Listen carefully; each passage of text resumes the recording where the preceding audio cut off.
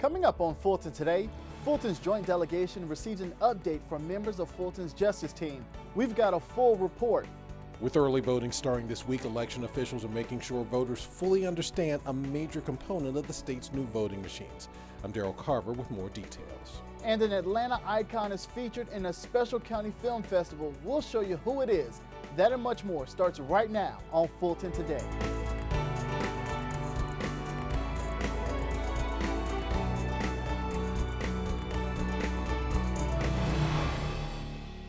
Welcome to Fulton Today, everyone. I'm Dante Carter in for Shania Chavis. Early voting for the presidential primary is now underway. That means the time has come for Fulton voters to officially cast their ballot using the state's new voting machines. And as people head to the polls, Fulton's election team wants to make sure that voters understand what to expect with that paper ballot. FGTV's Daryl Carver joins us now to explain. Dante, Fulton County's elections team has spent weeks trying to get the public acclimated to the new machines and the way the ballot looks on them. As part of that effort, they've done a series of voter outreach events. One of those events actually was a mock election where voters got the chance to test the machines out on their own. Now, after those tests, there were some questions raised by some of those voters, in particular about the paper ballot, which is a new element this year. Here's Elections Director Richard Barron talking to you about that paper ballot. When voters go into the polls to vote now, they vote on a touch screen, which is the same as we've done before. So the interface is the same. Now, after they make their selections, they will review their selections on the screen, which is the same before. We'll have a summary screen. But then, instead of casting the ballot, they will print a ballot. Once that ballot is printed, they take it off the printer. They can review their selections on the printed ballot. Then they will take it over to a scanner. They will then scan the ballot, and that's when the vote counts. Also keep in mind that there are multiple early voting and outreach locations that voters can go to prior to the actual presidential preference primary. We'll be open 8:30 to 6, Monday through Saturday, and then we'll be open on noon to 5 on Sundays. We are only open the second Sunday of early voting, which is the 15th. For more information on those locations, you can visit FultonElections.com. Reporting from the Fulton County Government Center, I'm Daryl Carver for FGTV. Thank you, Daryl. Fulton's Juvenile Court adds another new face to its bench. According to the best of my ability. According to the best of my ability. After being officially sworn in, the Honorable Shalonda Macon-Jaliwa Miller is the newest associate judge. Chief Juvenile Court Judge Juliet Scales administered the oath. Judge Miller is a new employee with the county and is ready to serve Fulton's children.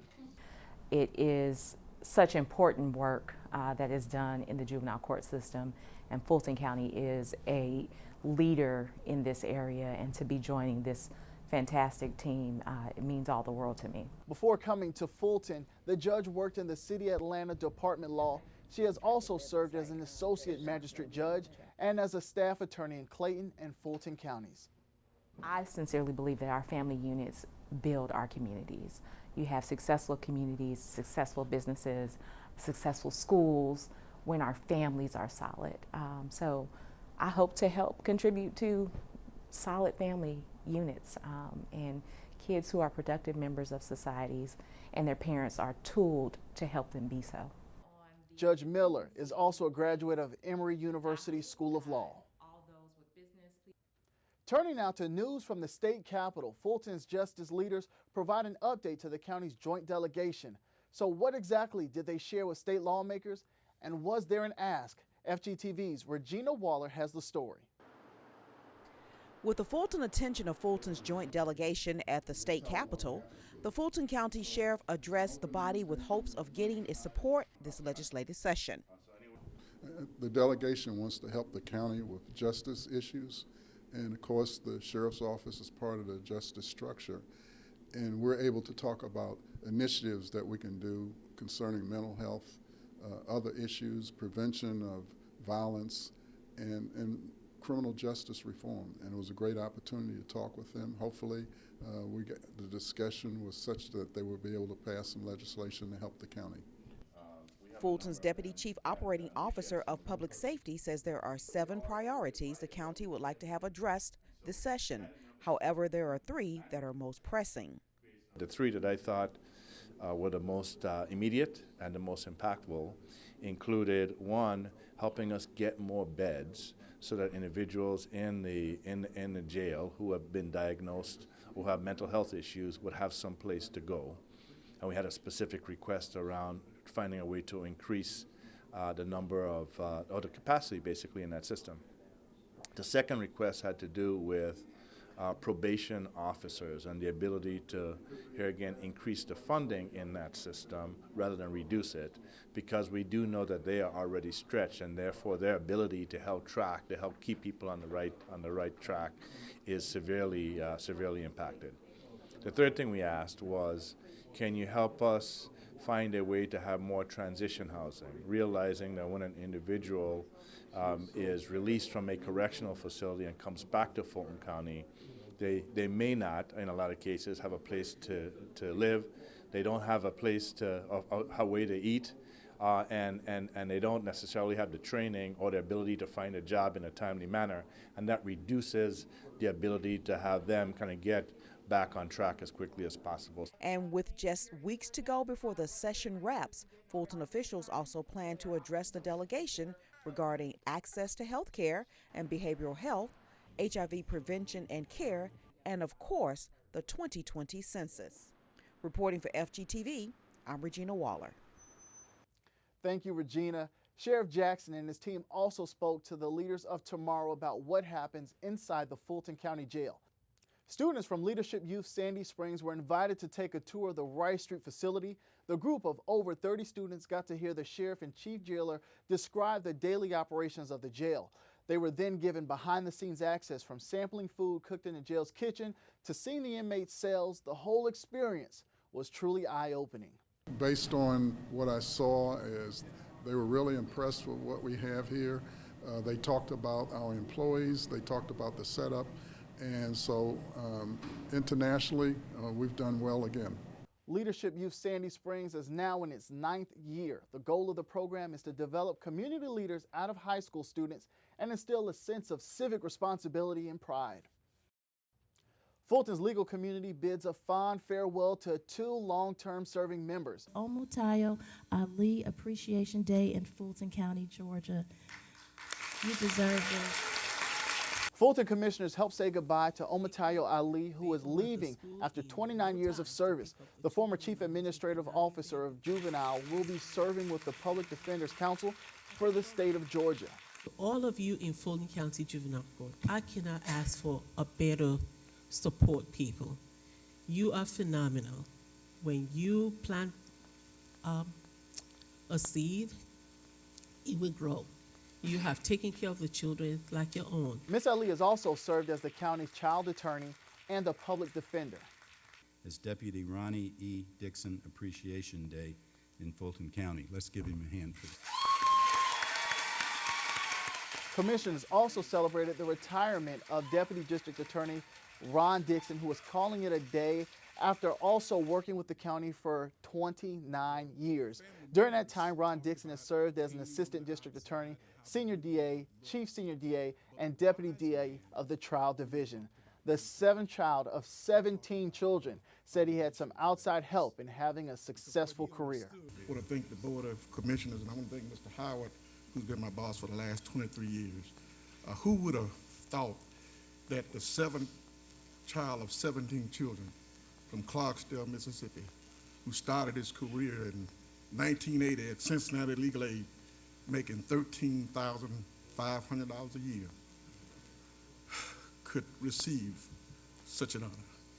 Thank you and God bless you. FGTV and all county employees wish Omotayo Ali and Ron Dixon nothing but the best of luck as they begin the next phase of their lives.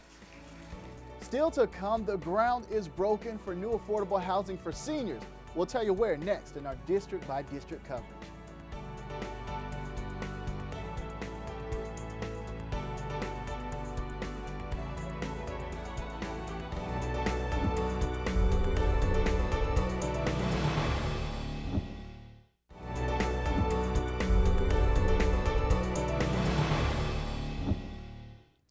One Fulton commissioner shares the legacy of the man partly responsible for building the skyline of Atlanta, and another celebrates new housing for senior residents. Here's this week's district-by-district coverage. District 4 Commissioner Natalie Hall celebrates the groundbreaking of a new community for seniors. National Church Residences and True Light Baptist Church are partnering to build a $24 million affordable housing community in Atlanta's West Side neighborhood. True Light Haven will have 124 units on the 295 Penelope Drive property and will offer independent senior living in 1- and 2-bedroom apartments. We know that we need more affordable housing in Fulton County, so for this property to be built in District 4 means so much to me. The West Side needs it like all the rest of Atlanta needs it. We can't build enough fast enough, and we're just thrilled to be starting this first step. National Church Residences has 9 senior communities in the Atlanta metro area. The not-for-profit organization serves more than 42,000 seniors through its array of housing and health care services. District 5 Commissioner Marvin Arrington Jr. wraps up another successful Black History Month film festival in conjunction with Fulton Films Office, Friends of Wolf Creek, and the Urban Film Review. The 2020 event kicked off with a powerful opening reception. Filmgoers, history buffs, and special guests screened Building Atlanta, the story of Herman J. Russell. The documentary shares the legacy of Mr. Russell, who's credited with helping to build the skyline of Atlanta. He's also praised for funding the civil rights movement and making opportunities to create other successful Black entrepreneurs. Mr. Russell, he's just a pioneer. He's just someone to look up to. He helped build the skylines. And that's one of the reasons I came to Atlanta 30 years ago. Herman Russell was a giant in our community. He meant a lot to anyone who was involved in politics back in the day. When I started out as a young city council member, he was one of the ones that you had to go to get his blessing to run. You can't have a story about Atlanta without Herman Russell. I knew him. Obviously, I did not, before my time, a lot of his achievements, but I'm more familiar with his sons, Michael and Jerome, as well as their sister. Just legendary, and I'm one that stands on the shoulders of the things that he accomplished and made possible in Atlanta, so I'm just a beneficiary. We're here in Atlanta, the cradle of the South, the cradle of the civil rights movement. The story of Herman Russell and his legacy is very important. And if you look at the name of the movie, Building Atlanta, Herman Russell was responsible for building Atlanta, one of the few minorities, African Americans, to have the opportunity and the ability to be able to build Atlanta. And he has built a wonderful legacy in Atlanta and around Atlanta through his family and his contributions. So we're just honored and privileged to be able to have the opportunity to screen Building Atlanta tonight, the story of Herman Russell. The festival wrapped up with a screening of films including Slavery by Another Name and More Than a Month, to name a few, at the Wolf Creek and Metropolitan Atlanta Libraries, as well as the Arts Exchange. When Fulton Today returns, a reminder that it's not too late to get your flu shot, as flu activity remains at a high level.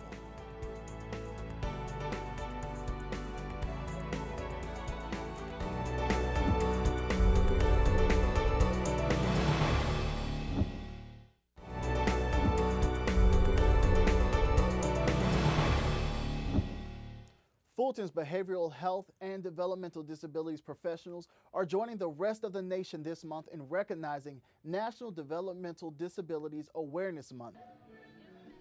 From an outreach event for homeless youth at a park in Northwest Atlanta to an open house allowing residents to learn about counseling services available, the Department of Behavioral Health and Developmental Disabilities knows the importance of creating awareness about their services.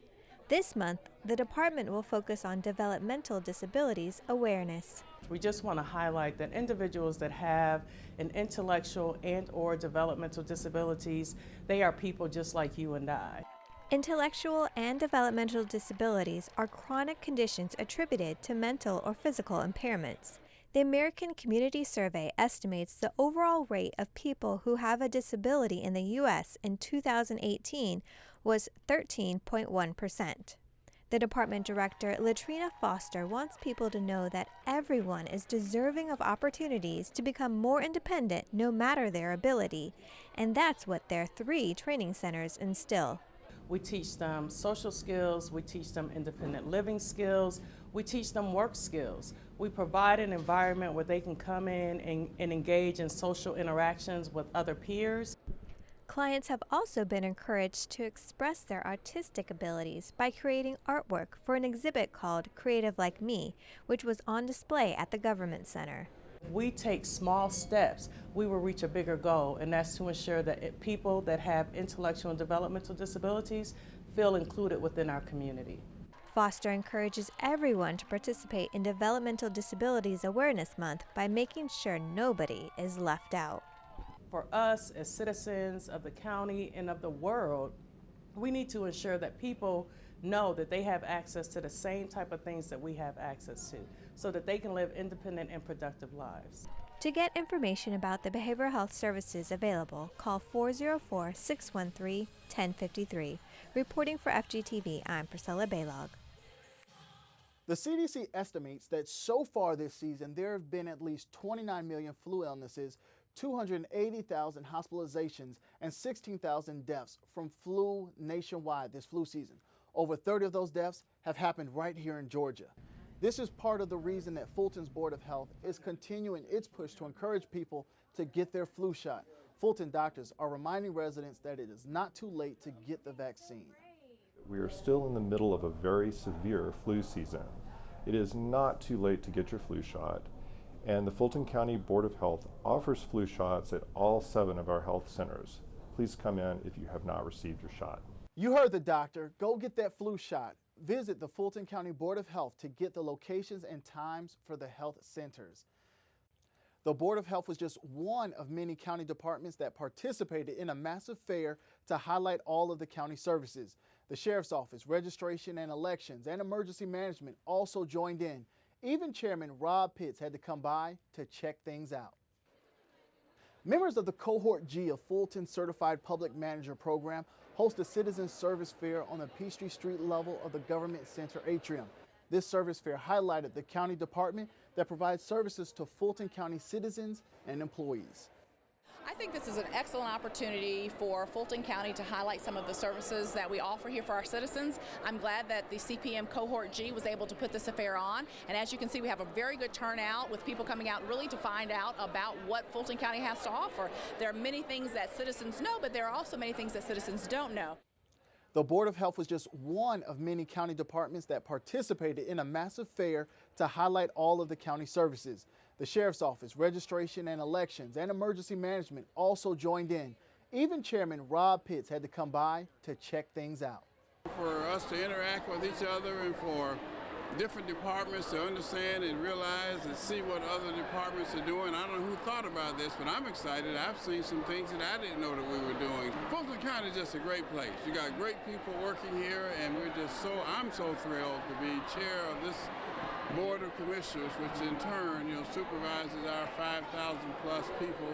And what we're doing today is we put on out for all of the citizens to come and see all the departments and what Fulton County offers. And not to be outdone, the Cohort H team helped the Books for Africa organization as volunteers.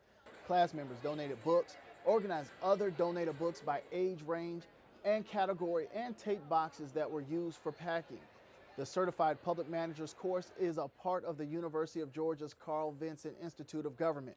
Both cohorts will soon wrap up weeks of leadership courses and exercises as part of the certified training process.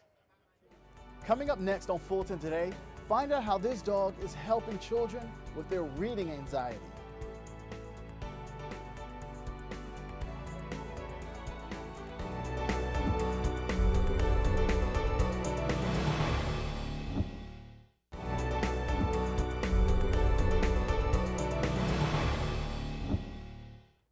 The deadline to discover your creative side this spring is slowly approaching.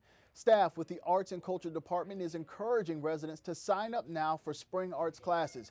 During the 8-week session, participants will experience a variety of art classes, including dance, theater, painting, drawing, and pottery, just to name a few. All classes are based on skill level and are offered to teens, adults, seniors, and even the little ones.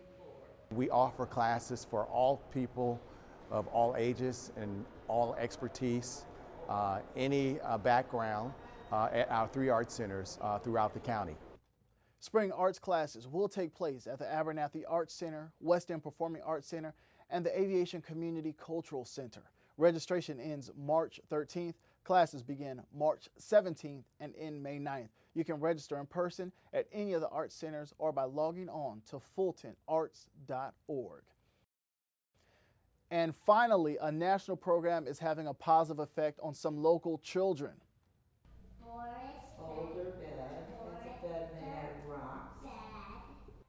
This young girl at Sandy Springs Library is reading the children's book, I've Got an Elephant, to Bentley. The reason? She's participating in Reading Pause, a program where children sign up to read to dogs in libraries and schools across the country.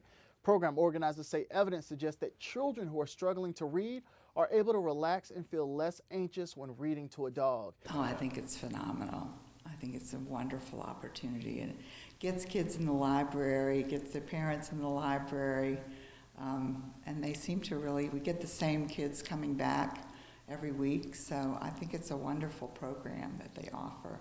In this particular class, children who read a predetermined amount of books to Bentley receive a free library book and a bookmark with Bentley's picture. To learn more about this program and the other county libraries that offer Reading Pause, log on to afpls.org. Before we go, our reminder that FGTV wants to connect with you online. Be sure to follow FGTV on Facebook, Twitter, and Instagram for up-to-date Fulton County news. You can watch a replay of this show and other FGTV programming anytime on our YouTube channel, so please subscribe. Well, that does it for this edition of Fulton Today. I'm Dante Carter in for Shania Chavis. Thank you so much for joining us each week for news around and about Fulton County.